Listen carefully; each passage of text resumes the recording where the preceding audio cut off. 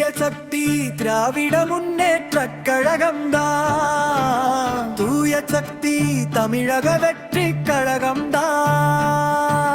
தீய சக்தி போக்கடிப்போம், தூய சக்தி வெற்றி பெறும் திராவிட முன்னேற்றக் கழகம். தீய சக்தி அது கொள்ளையடிக்கும் கொடிய சக்தி, மக்களை ஏமாற்றும் அது தமிழக வெற்றி கழகம். தூய சக்தி